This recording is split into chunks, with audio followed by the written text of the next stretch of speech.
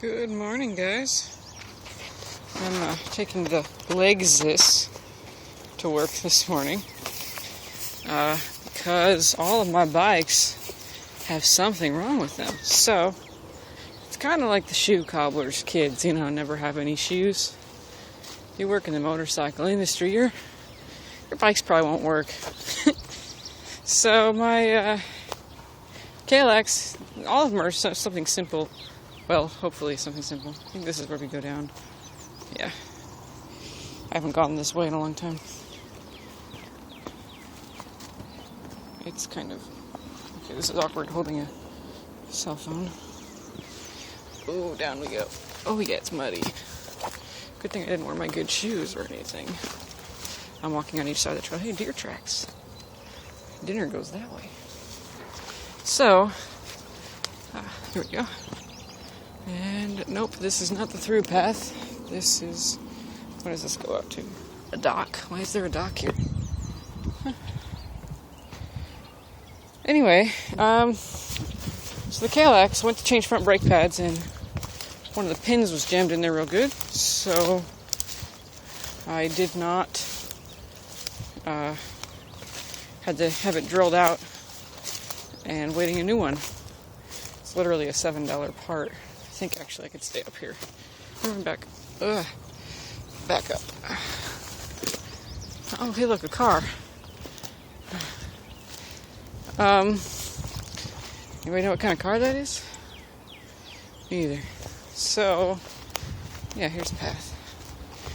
Okay, and you have to watch for ticks, which kind of sucks. I have to check for ticks when I get to work. It's pretty though. It's a nice ride on my Lexus. Yeah.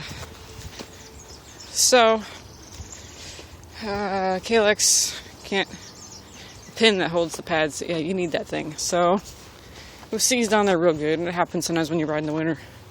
Even if you use anti-seize, salt and corrosion and whatnot.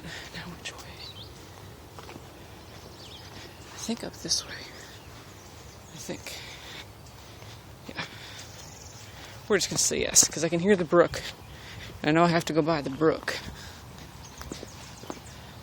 Yes, I have ridden my KLX back in here, in case you're wondering. But, yeah, so the KLX is not, it's fine, it just needs new, what they call a hunger pin. It needs one of them. Could ride without it, but that's asking for trouble. That's like, yeah, it's just asking for trouble. The lake is really pretty. There was something that jumped in the water. So, the ER6N, went and picked it up from Chicago, made it home, parked in the driveway, and all the coolant boiled out. Here's the brook. It's kind of pretty in the morning.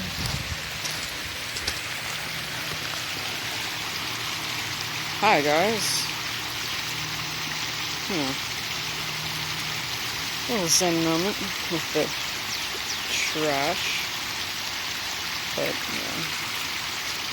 downside to, then on this side you got this, so it's kind of pretty.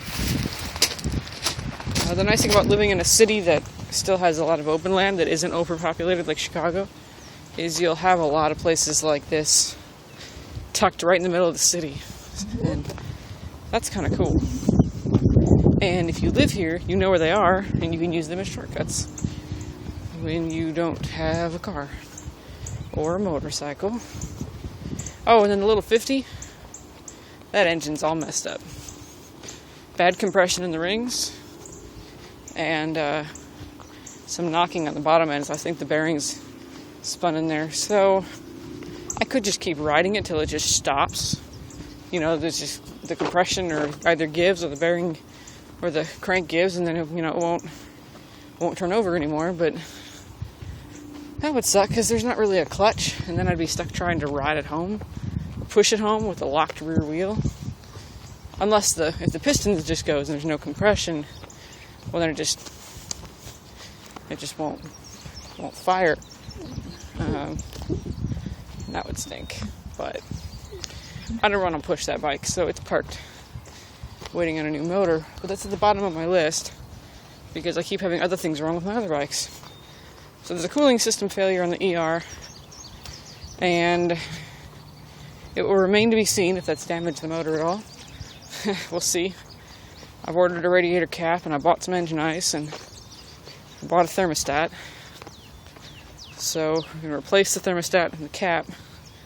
We're going to flush the system, fill it with engine ice, and we're going to pressure test it. That's not actually an order. We're going to flush it, fill it with distilled water, pressure test it, make sure it's going to hold with the new cap. Make sure the cap is, if it doesn't leak anywhere, well, then we know it was the cap. If it doesn't leak once I do this, because it's leaking right now. In fact, it's still slowly dripping on the garage floor out the overflow. It's just parked there, and it's not even on. So, but the garage got really hot this afternoon because it got really hot outside. So I'm hoping that's all that is. I like this. Somebody coming.